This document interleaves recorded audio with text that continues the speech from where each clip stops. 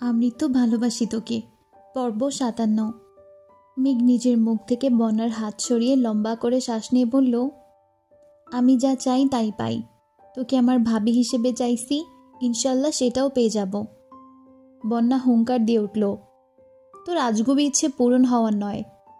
মেঘ মুখ ফুলিয়ে কপাল গুটিয়ে সূক্ষ্ম নেত্রে বন্যার দিকে তাকিয়ে আছে। সাদিয়া বলে উঠল, পূরণ হওয়ার নয় কেন? তুই কি অন্য কাউকে পছন্দ করিস? বন্যা কিছু বলার আগেই মেঘ গর্জে উঠে বলল, না, বন্যা কাউকে পছন্দ করে না আর করবেও না। করলে শুধু আমার ভাইয়াকেই করবে। এর মধ্যে মিনহাজ বলল, মেঘ, তুই এতদিনে একটা সঠিক সিদ্ধান্ত নিয়েছিস। আমরা আজ আছি কাল নেই, কিন্তু তোর ভাবি করে নিলে বন্যা সারা জীবন তোর পাশে থাকবে। বন্যার নাকের ডগা লাল বর্ণ ধারণ করেছে, রাগে চোখ মুখ আগুনের মতো হয়ে গেছে। চল শক্ত করে বন্যা বলল, তুই আর কথা বলিস না ভণ্ড কোথাকার। সেদিন তুই খুব করে বলেছিলি, কার এত সাহস যে মেঘের গায়ে হাত তুলবে? আমি দেখাবো মেঘকে বাঁচাবো? পরে কোথায় ছিল বাঁচানোর ক্ষমতা? আমির ভাই আর এক ধমক খেয়েই তো স্তব্ধ হয়ে গিয়েছিলি। মিনহাজ ঢোক গিলে উষ্ণ স্বরে বলল, ধমক খেয়ে স্তব্ধ হয়নি, অন্য কারণে হয়েছিলাম। সাদিয়া জিজ্ঞেস করল, কি কারণে? তোদের বলা যাবে না, কারণ তোরা ভয় পাবি। মিষ্টি গম্ভীর কণ্ঠে বলল, ভাব কম নিয়ে বল। মিনহাজ কপাল চুলকিয়ে বিড়বিড় করে বলল, সেদিন আবির ভাইয়ার কাছে কিছু একটা ছিল, সেটা বুঝতে পেরেই আমি ভয়ে চুপ হয়ে গিয়েছিলাম। মেঘ ভ্রুকুচকে তাকিয়ে আছে, দৃষ্টিতে তিক্ততা। বন্যাও মুখ বেঁকিয়ে চেয়ে আছে। সাদিয়া আর মিষ্টি বেশ কৌতূহলী। সাদিয়া নিচু স্বরে জিজ্ঞেস করল, কি ছিল? ভয় পাবি না তো? না, বল। মিনহাজ ঢোক গিলে ধীর কণ্ঠে বলল, রিভল। মেঘ সঙ্গে সঙ্গে গর্জে উঠল, চুপ কর মিনহাজ। আমির ভাইকে কি তোর গুন্ডা মনে হয়? আমার আবির ভাইয়ের নামে আর একটাও বাজে কথা বললে আমি তোকে শেষ করে ফেলব। মিনহাজ ভ্রু গুটিয়ে ভাবলেশহীন জবাব দিল, আমি জানি তোরা বিশ্বাস করবি না, তাই তোদের এতদিন কিছু বলিও নি। তাছাড়া মেঘ শোন, আবির ভাইকে গুন্ডা বলছি না আমি, শুধু বলছি ওনার কাছে এরকম কিছু একটা আছে। বন্যা ফোঁস করে বলল, বাজে কথা বলিস না মিনহাজ। আবির ভাইয়াকে দেখেই তুই ভয় পেয়ে চুপসে গেছিস, সেটা স্বীকার কর। মিনহাজ গম্ভীর কণ্ঠে বলল, ওনাকে দেখে ভয় পাইলে হয়তো ভয়ে পালাইতাম, না হয় শুরু থেকে চুপ করে স্ট্যাচুর মতো দাঁড়িয়ে থাকতাম। কিন্তু তোদের মনে আছে কিনা আমি জানি না, কিন্তু আমি ঠিকই কথা বলতে এগিয়ে গিয়েছিলাম। ওনার ধমক খেয়ে থামছি ঠিক আছে, কিন্তু আমার নজর ছিল ওনার হাতের দিকে। উনি বারবার পেছন থেকে কিছু একটা বের করতে চাইছিলেন, কিন্তু ওনার বন্ধু হাত চেপে ধরে বারবার বারণ করেছিল। আমি যতক্ষণ মাথা নিচু করে দাঁড়িয়েছিলাম ততক্ষণ শুধু সেদিকেই তাকিয়েছিলাম। মেঘ অবিশ্বাস্য কণ্ঠে বলল, তুই বললি আর আমি বিশ্বাস করে ফেলবো? জীবনেও না। বিশ্বাস করতে হবে না, যেদিন স্বচক্ষে দেখবি সেই দিন আমার এই কথাটাই মনে করিস, তাহলেই হবে। অবশ্য তোর সামনে ওনার ওই রূপটা আসার সম্ভাবনা খুবই কম। সাদিয়া নম্রভাবে জিজ্ঞেস করল, কেন? মিনহাজ ফের বলল, মেঘের সামনে আবির ভাইয়া খুবই ফর্মাল, অথচ আড়ালে। মেঘ ভারী কণ্ঠে শোধালো, আবির ভাইয়ের কাছে যদি সত্যি কিছু থাকতো, উনি অ্যাক্সিডেন্ট করার পর কোথায় হাওয়া হয়ে গিয়েছিল? হাসপাতালে তো আমি সর্বক্ষণ ওনার সাথে ছিলাম, দেখিনি কেন? মিনহাজ সশব্দে হেসে বলল, ওনাকে হাসপাতালে যে আনছিল এই কথাটা তাকে জিজ্ঞেস করিস। মেঘ কপাল কুঁচকে ভাবছে, সেদিন মেঘরা হাসপাতালে যাওয়ার আগেই আবিরকে রুমে পাঠিয়ে দেওয়া হয়েছিল, তাছাড়া তানভীর ভাইয়াও সেখানে ছিল না। তাহলে কি মিনহাজের বলা কথা সত্যি? মেঘ নিজের মাথায় নিজেই গাঁটটা মেরে মনে মনে বিড়বিড় করে বলল, আমি কি ভাবছি এসব? বন্যা মেঘকে এক পলক দেখে ধমকের স্বরে বলল, চুপ করবি? তোদের আজে বাজে কথা শুনে ইচ্ছে করতেছে ওই লাঠিটা দিয়ে তোদের মাথায় মারি। তামিম এবার করুণ স্বরে বলল, হ্যাঁ, একেবারেই মেরে ফেল। কপালের কোন ফেরে যে তোদের দুটার সাথে বন্ধুত্ব হয়েছিল একমাত্র আল্লাহই ভালো জানেন। একজন 3 দিন বন্দি। মিনহাজ তামিমকে গুতা দিতেই তামিম চুপ করে গেছে। বন্যা তৎক্ষণাৎ জিজ্ঞেস করল, এই মিনহাজ, তখন 3 দিন তোরা কোথায় ছিলি? কি হয়েছিল তোদের সাথে? সেসব বলা বারণ। সাদিয়া ঠাট্টা করে বলল, মায়ের কেমন খাইছিলি? তামিম আস্তে করে বলল, শুরুটা অশুভ হলেও শেষটা খুবই উৎকৃষ্ট ছিল, মনে রাখার মতন। মিষ্টি হালকা ধমকের স্বরে বলল, আগের কাহিনী বাদ দে, আজকের দিনে আয়। বন্যা, এবার তুই কিছু বল। বন্যা রাগী কণ্ঠে বলল, আমি নতুন করে কিছু বলতে চাই না। মেঘ আমার বেস্ট ফ্রেন্ড, আমি সারা জীবন বেস্ট ফ্রেন্ড হিসেবেই ওকে সাপোর্ট করব ইনশাআল্লাহ। মেঘ রাগান্বিত কণ্ঠে বলল, এমন বহু বেস্ট ফ্রেন্ড দেখেছি যারা শুরুর দিকে একে অপরকে ছাড়া বাঁচে না, প্রয়োজনে শেষে কিংবা দুজনের দূরত্ব বেড়ে গেলে যোগাযোগ বন্ধ হয়ে যায়, চোখের আড়াল থেকে ধীরে ধীরে মনের আড়ালও হয়ে যায়। আমি তেমন সম্পর্ক চাই না। আল্লাহ যেহেতু আমাদের এত বছর একসাথে রেখেছেন, আশা করব বাকি জীবনেও রাখবেন। আজ এই মুহূর্তে তোদের সাক্ষী রেখে বন্যাকে আমি আমার ভাবি হিসেবে স্বীকৃতি দিয়ে দিচ্ছি। বন্যা এখন চাইলেও আমার ভাইকে ছাড়া কাউকে ভালোবাসতে পারবে না। বন্যা আমার ভাবি। আজ থেকে আমি বন্যাকে ভাবি বলে ডাকবো, এটাই ফাইনাল। বন্যা গম্ভীর কণ্ঠে বলল, সব বিষয় পাগলামি করিস না, এটা সম্ভব না মেঘ। মেঘ শক্ত কণ্ঠে বলল, সম্ভব অসম্ভব আমায় বলতে হবে না, আমি এত কিছু শুনতে চাই না। তুই আমার ভাবি মানে ভাবি, এই বিষয়ে আমি আর একটা কথাও বলতে চাই না। বন্যা কপাল গুটিয়ে মেঘকে দেখছে। মেয়েটা একদমে কথাগুলো বলে শেষ করে ঘন ঘন নিঃশ্বাস ছাড়ছে।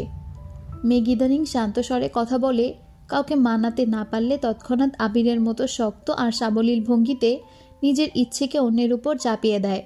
আজও তাই করেছে। মেঘের এমন পাগলামিতে বন্যা বরাবরই অভ্যস্ত। কিছুদিন আগেই আবিরের মুখে ভালোবাসি শুনতে উঠে পড়ে লেগেছিল।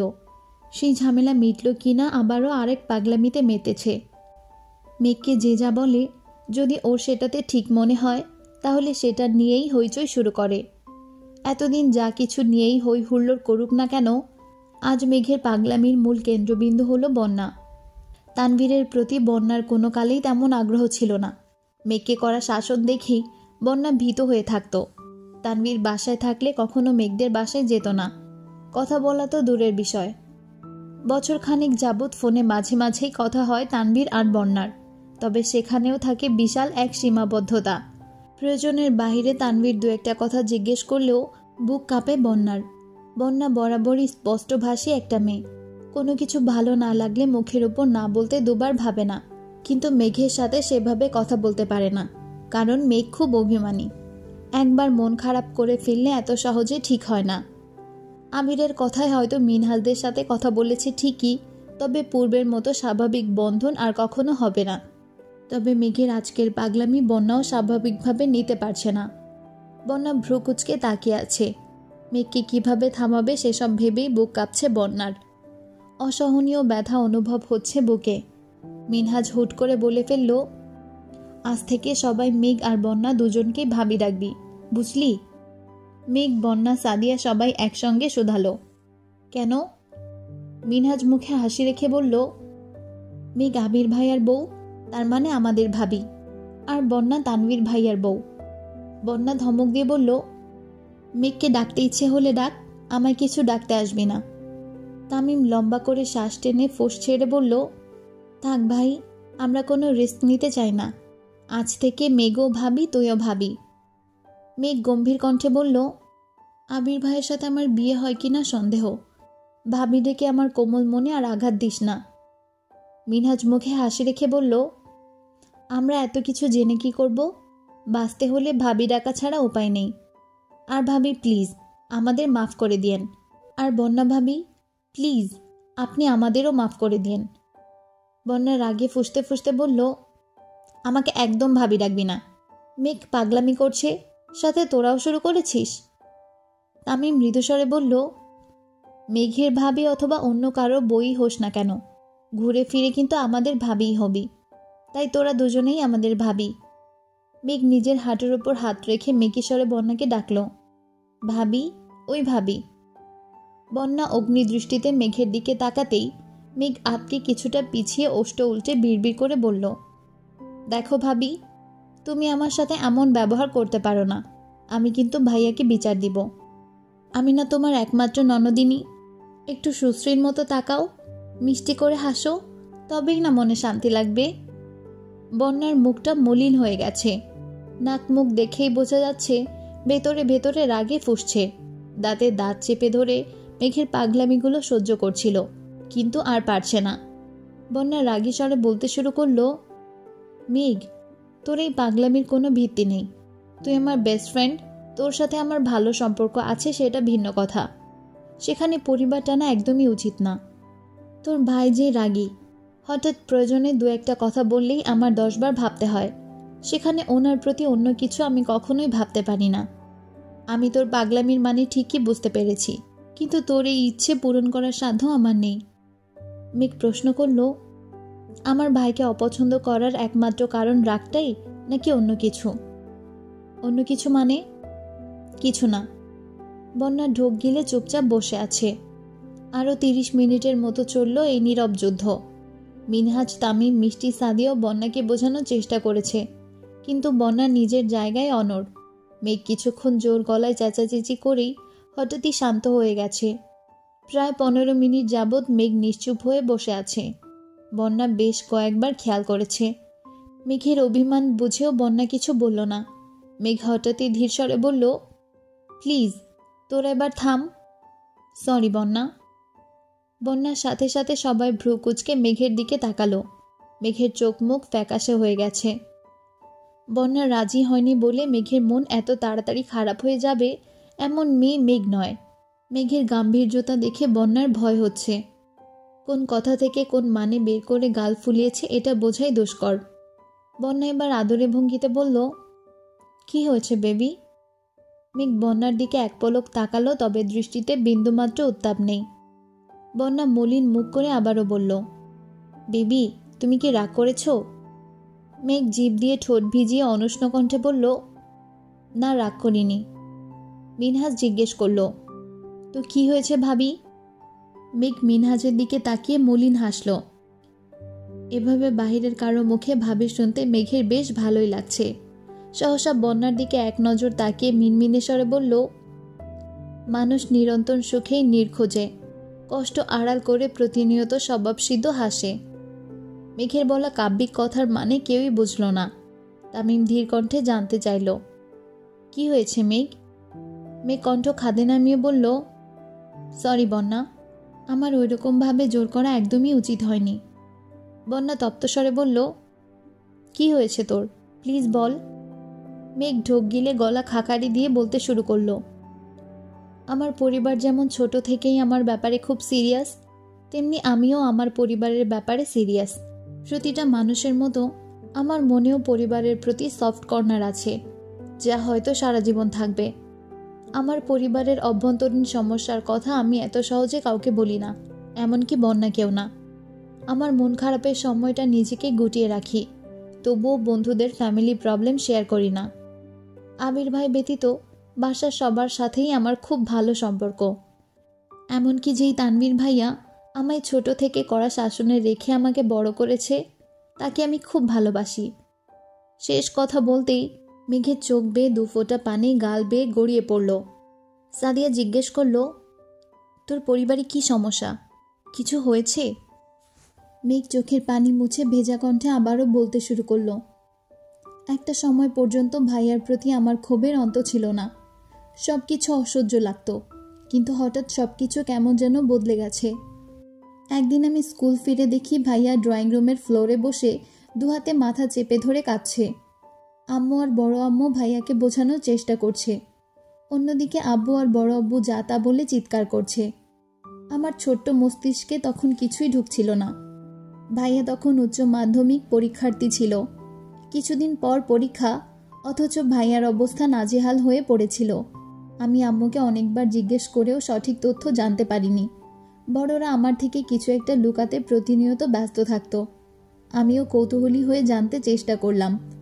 তারপর মোটামুটি যা বুঝেছি, ভাইয়া কলেজে পড়াকালীন এক মেয়ের সাথে পরিচয় হয়েছিল। মূলত মেয়েটা নিজে থেকেই ভাইয়ার সাথে বন্ধুত্ব করেছিল, তাও প্রায় 1 বছর ভাইয়ার পিছু পিছু ঘুরে। 1 বছর পর থেকে ভাইয়া মেয়েটার সাথে টুকিটাকি কথা বলতে শুরু করে, যা এক পর্যায়ে সম্পর্কের দিকে এগোয়।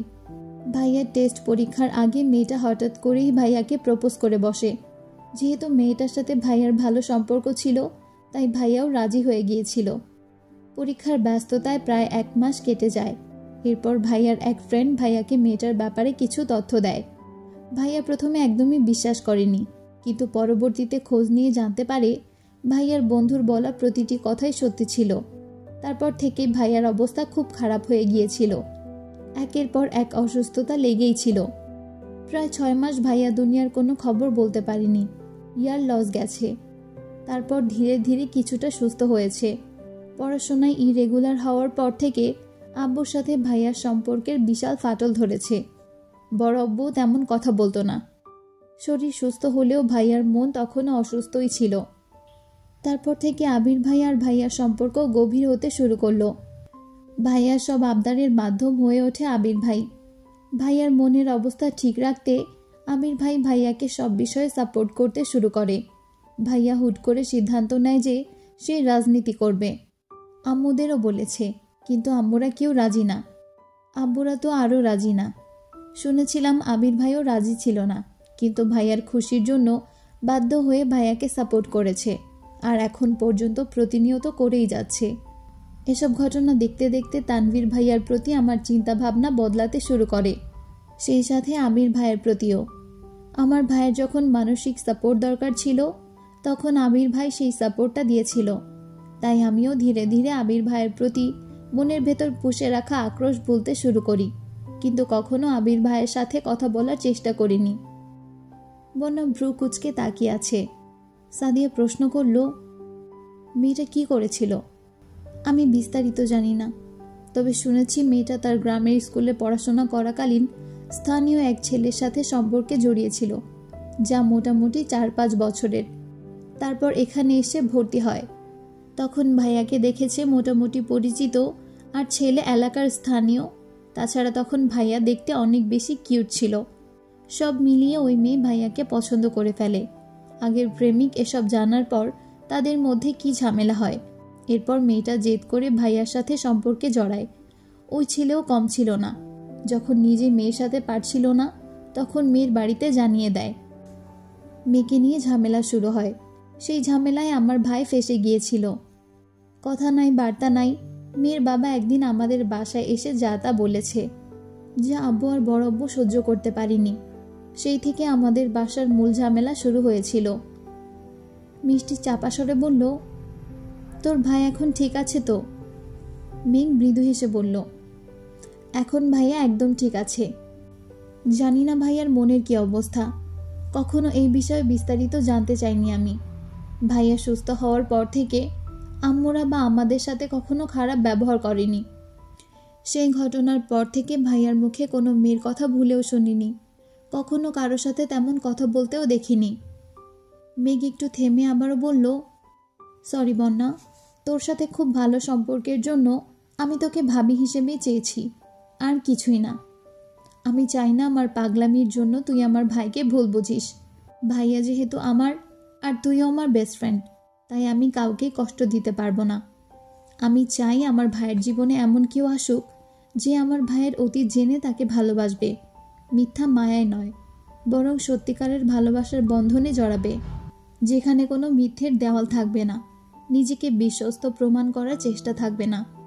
আমার ভাই ছন্ন ছাড়া, নির্লিপ্ত কিংবা রাগী, সব কিছু জেনে শুনে যে আমার ভাইকে ভালোবাসবে, আমি সারা জীবন তাকে আগলে রাখবো।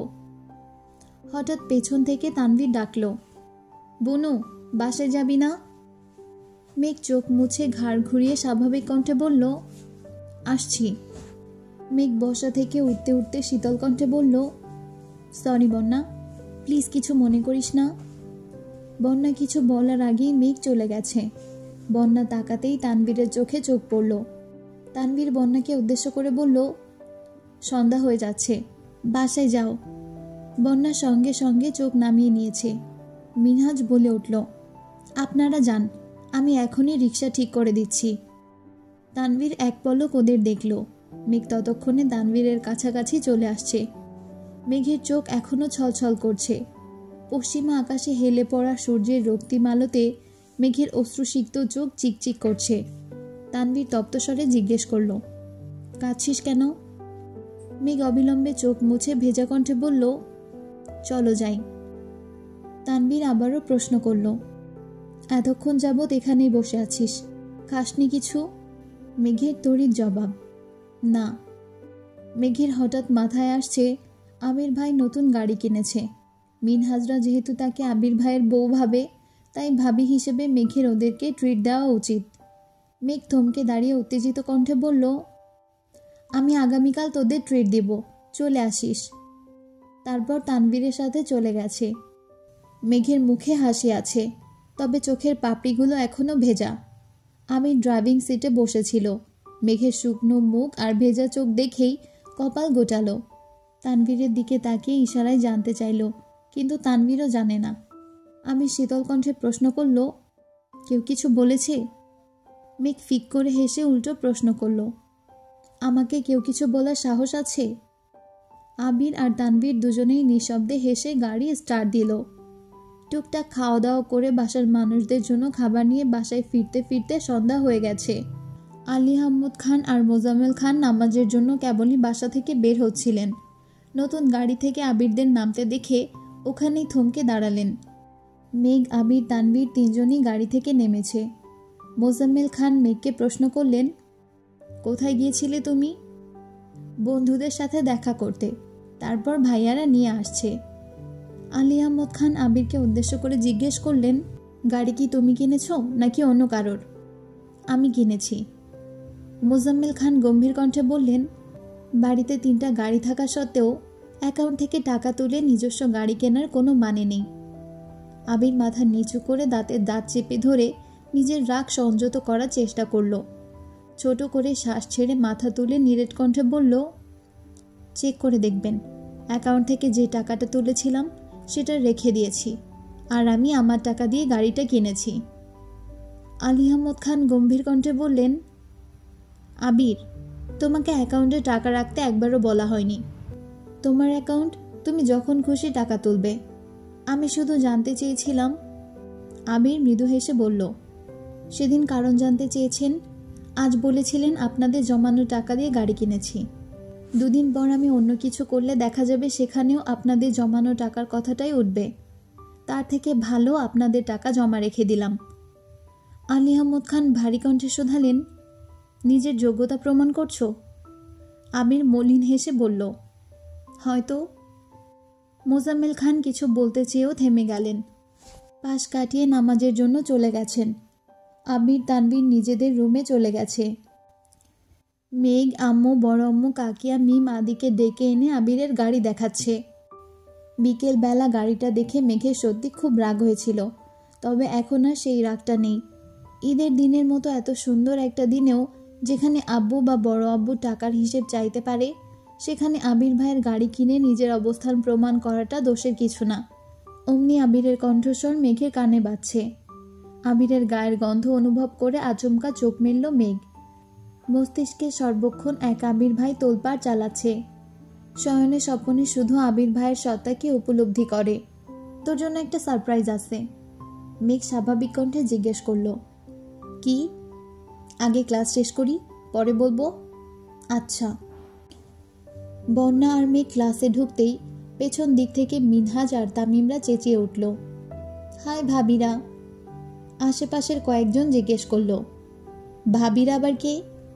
তামিম গম্ভীর কণ্ঠে বিড়বিড় করে বলল, রমণী তোমার হলে প্রেমিকা আর অন্যের হলে ভাবি, বুঝছো? প্রেমিকা হওয়ার বদলে ভাবি হওয়ার ফিলিংসটা জোস। আশেপাশের ছেলেগুলো হাসতে হাসতে গড়িয়ে পড়ছে। মেঘ আর বন্যা রাগে কটকট করে তাকাতেই ছেলেগুলো হাসি থামিয়ে দিয়েছে। ক্লাস করে বের হতেই বন্যা বলল, জানিস আপুর সরকারি জব হয়েছে। সত্যি? হ্যাঁ, তোকে রাতে কল দিয়েছিলাম, কিন্তু তুই রাগে কলই ধরিসনি। মেঘ মৃদু হেসে বলল, না, রাগ করিনি, আসলে আমারই ভুল। বন্যা কপট রাগ দেখিয়ে বলল, হয়েছে, এখন আর মন খারাপ করে থাকতে হবে না। তোকে আমি না বুঝলে আর কে বুঝবে শুনি? মিনহাজরাও বেরিয়ে আসছে। মিষ্টি হেসে বলল, মেঘ, কাল তুই চলে যাওয়ার পর আমরা সবগুলো মিলে তোর পক্ষ থেকে আরও 30 মিনিট লেকচার দিয়েছি। তুই আর মন খারাপ করিস না। এখন বল, কে ট্রিট দিবি? বন্যা আর মেঘ দুজনেই একসঙ্গে বলল, আমি। মেঘ বলছে সে দিবে বন্যা বলছে বন্যা দিবে। হঠাৎ মিনহাজ আর তামিম বলে উঠল, ভাবি আমরা কিন্তু দুজনের ট্রিটই খেতে পারবো, তবুও আপনারা নিজেদের মধ্যে মনোমালিন্য করবেন না প্লিজ। মেঘ আর বন্যা ওদের সবাইকে ট্রিট দিয়েছে, কিন্তু আবির তানভীরকে বলা হয়নি। বন্যা বারবার বলেছে ওনারা আমাকে অনেকবার ট্রিট দিয়েছে, আমারও ট্রিট দেওয়া উচিত। মেঘ কিছুই বলছে না, কারণ গতকালের বলা কথাগুলো এখনো ভুলতে পারিনি মেঘ। এ অবস্থায় বন্যা আর তানভীরকে একসাথে দেখলে মেঘের আবারও ভাবি ডাকার স্বাদ জাগবে। বন্যা খানিক থেমে জিজ্ঞেস করল, মেঘ তোর কি মন খারাপ? মেঘ মলিন হেসে বলল, কই না তো। এমন সময় আবির কল দিয়েছে। মেঘ কল রিসিভ করে খুব ধীরে সুস্থে ফিসফিস করে কথা বলছে। মিষ্টি সবার উদ্দেশ্যে বিড়বিড় করে বলল, মন খারাপ হওয়ার আগেই যদি প্রিয় মানুষের কল চলে আসে তখন মন খারাপ হওয়ার কোনো সুযোগই থাকে না। বন্যা সময় আছে ভেবে দেখ, আবির ভাইয়া যেমন মেঘের কেয়ার করে তানভীর ভাইয়াও কিন্তু তেমনই কেয়ার করবে। যতই হোক দুজনের গায়ের রক্ত তো একই। বন্যা কপাল গুটিয়ে তাকালো, আর কিছুই বলল না। মেঘ খাওয়া দাওয়া করে বাসায় চলে আসছে। গতকাল ইকবাল খান বাসায় ছিল না, আজ বিকেলেই ফিরেছে। আবিরের গাড়ি দেখে উনি রীতিমতো আশ্চর্য হয়ে গিয়েছেন। সে থেকে আবিরের বাড়ি ফেরার অপেক্ষা করছেন। আবির বাসায় ফেরার 20 মিনিট পর ইকবাল খান আবিরের রুমে গেলেন। কাকামণিকে দেখেই আবির শোয়া থেকে উঠে বসল। ইকবাল খান ঠান্ডা কণ্ঠে জিজ্ঞেস করলেন, ফ্রি আছিস? হ্যাঁ, কেন? ছাদে চল, কথা আছে। কি হয়েছে কাকামণি? চল আগে। আবিরকে নিয়ে ছাদে চলে আসছেন। ছাদের মাঝখানে বসে ইকবাল খান ধীর কণ্ঠে জানতে চাইলেন, তুই যা করছিস তা কি বুঝে শুনে করছিস? আবির কপাল গুটিয়ে শুধালো, মানে? তোকে গাড়ি কেনার জন্য নিষেধ করেছিলাম আমি। বারবার বলেছি আমার গাড়িটাই তোর গাড়ি, তারপরেও তুই গাড়ি কিনলি কেন? আমার কারো কথা শুনতে ভালো লাগে না।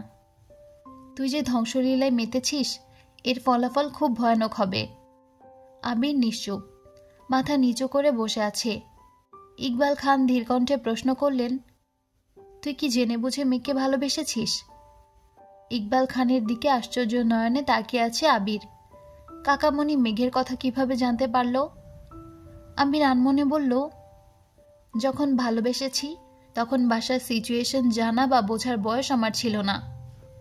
ইকবাল খান মেকি স্বরে বললেন, এখন তো বুঝছিস, ছেড়ে দিতে পারবি? আবির গর্জে উঠে বলল, না, আমি ওকে ছাড়া বাঁচব না। আমি তো দিব্যি বেঁচে আছি, আর ভালোও আছি। আবির নিরেট কণ্ঠে বলল, আমি তোমার মতো শক্ত খোলসে নিজেকে আবদ্ধ করে সারা জীবন কাটাতে পারবো না কাকামণি। বাসার পরিস্থিতি বোঝার পর থেকে এখন পর্যন্ত নিজের অনুভূতিগুলো বন্দি করে রাখতে রাখতে আমি আর পারছি না। তবুও মনের কোণে ক্ষীণ আলো জ্বলছে। মনে হচ্ছে হয়তো সবকিছু ঠিক করতে পারবো। যদি ঠিক না হয় তখন? আবির মৃদু হেসে বলল, যা কিছু হতে পারে। তোদের অপ্রকাশিত আবেগগুলো দেখে মাঝে মাঝে আমারই ভয় হয়। মেয়েটার মুখের দিকে তাকানো যায় না। আমার হাতে ক্ষমতা থাকলে আমি ধুমধাম করে তোদের বিয়ে দিয়ে দিতাম। আবির মুচকে হেসে বলল, কখনো প্রয়োজন হলে পাশে থেকো প্লিজ। ইকবাল খান শক্ত কণ্ঠে বললেন, ইনশাল্লাহ, আমি সবসময় তোর পাশে আছি। আর পাশে আছি বলেই তোকে গাড়ি কিনতে নিষেধ করেছিলাম। টাকা খরচ করতে বারবার নিষেধ করি। কখন কোন পরিস্থিতি সামনে আসে বলা যায় না। সমস্যা নেই, তুমি চিন্তা করো না। আবির আর ইকবাল খান বেশ কিছুক্ষণ ছাদে কথা বলল। আবির হঠাৎই প্রশ্ন করল, আচ্ছা কাকামণি, আমি মেঘকে পছন্দ করি এটা তুমি কিভাবে জানো? ইকবাল খান শান্ত স্বরে বললেন, আমি আরো 6 মাস আগে থেকেই তোদের খেয়াল করেছি।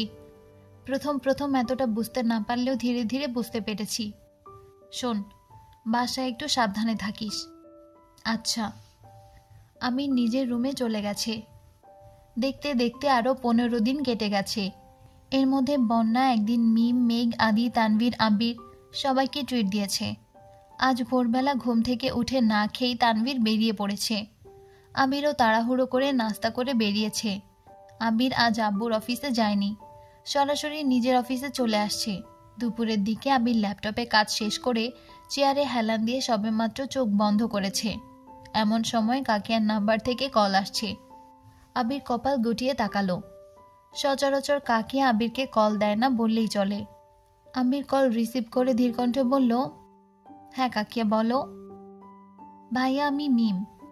মিমের গলা কাঁপছে, ফিসফিস করে কথা বলছে। আবির ভারী কণ্ঠে জিজ্ঞেস করল, কি হয়েছে, বাসায় কোনো সমস্যা? মিম কাঁপা কাঁপা কণ্ঠে বলল, আপুকে দেখতে আসা মানুষগুলোকে আগেরবার আপনারা বাসায় আসতে দেননি, এটা চাচ্চু বুঝে গেছেন, তাই আপনাদের না জানিয়ে আজ আরেকটা ফ্যামিলিকে বাসায় আসতে বলেছেন। কিছুক্ষণের মধ্যেই তারা চলে আসবে। প্লিজ ভাইয়া আপনি কিছু করুন।